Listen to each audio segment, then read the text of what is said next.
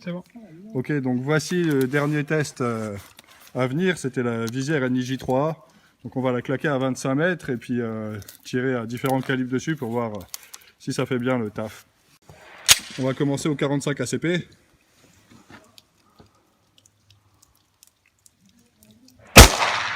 Ok.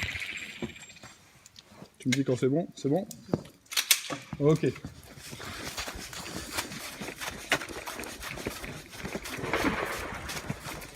Donc voilà, plein centre.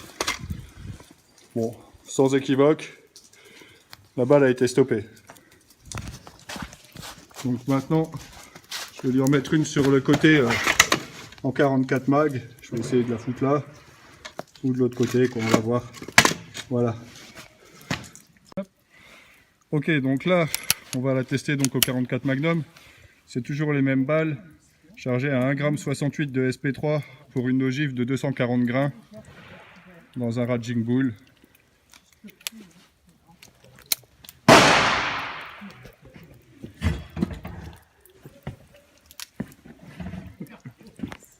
On va essayer de déjà pas tomber.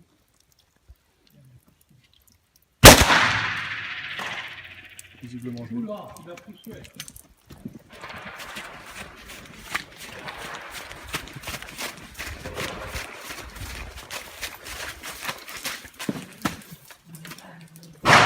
Bon, la balle n'a pas traversé. Bon, je ne sais pas où elle est partie. Elle est quelque part par là. On voit bien le trou ici. Voilà. Elle a été stoppée. Elle a dû ricocher par là parce que ça a explosé ça. Je vais essayer de faire un meilleur placement par ici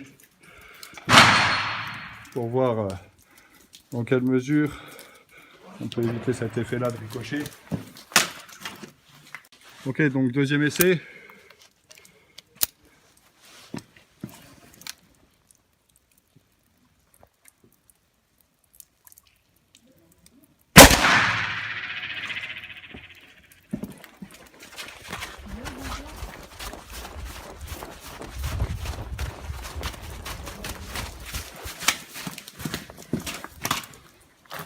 Ah, je l'ai remis au même endroit. Ah.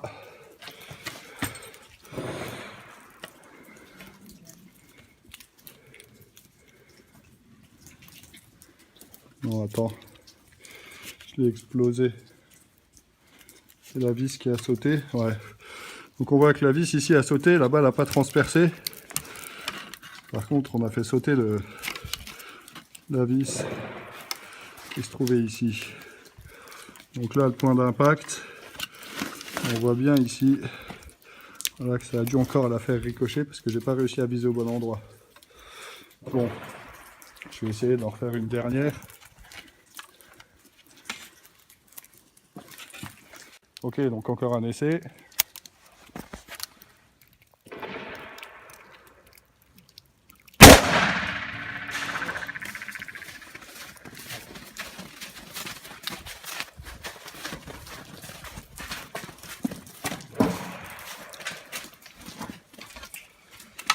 Ah, voilà, donc là, ça y est, on voit bien le trou d'entrée, pas de trou de sortie, donc la balle est repassée, qu'il en restait en tout cas, est retombée par là quoi.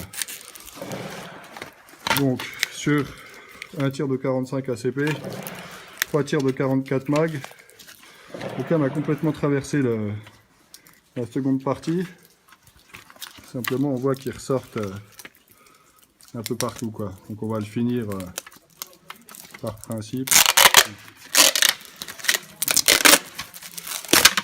On voit bien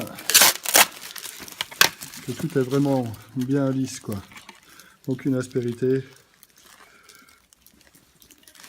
Voilà. Donc on lui en remet une en 357 Magnum, un peu plus près cette fois, on doit être à 20 mètres.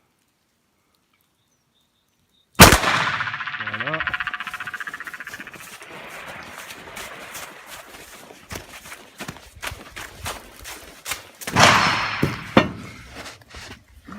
Ok, donc elle est là. On voit bien que pour le coup celle-là est bien prise dedans. Voilà, hein, sans équivoque, on voit l'ogive. C'est tout à fait lisse derrière. Elle n'a pas transpercé la première partie, elle s'est bien étalée voilà, sur le côté. Donc 357 et 45 ACP bien concluant. Pour les 44 mag, bon, elle traverse pas, mais elle se promène quand même dedans, quoi. Voilà pour le test. On va essayer de lui en remettre une ici, tant qu'à faire. Ou alors on se la fait au 223 après. Ouais.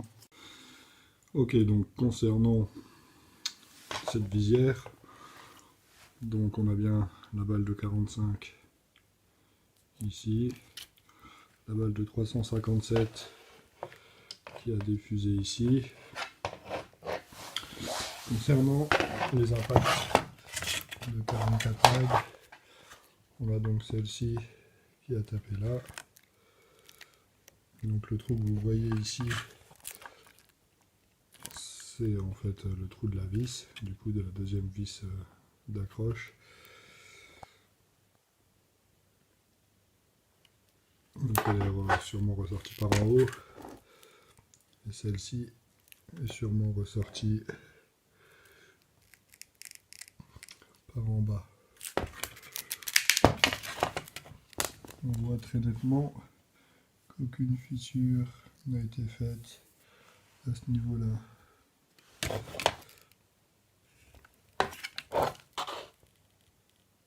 Ni ici. Voilà. Par contre, sur l'impact en haut à droite,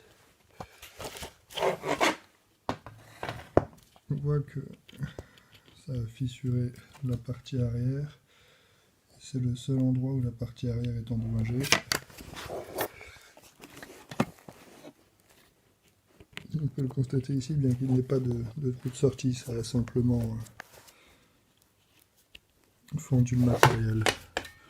Et on voit l'impact, trou d'entrée et l'impact à l'intérieur de la balle qui vient des résidus ont dû partir avec cette partie de la visière. Voici pour le test. Il aurait fallu la tester avec une réelle 44 mag, donc qui soit pas surchargée en poudre et qui ait un bouplon pour vraiment reproduire les tests de NIJ. On va peut-être en mettre une ici la prochaine fois. Voilà.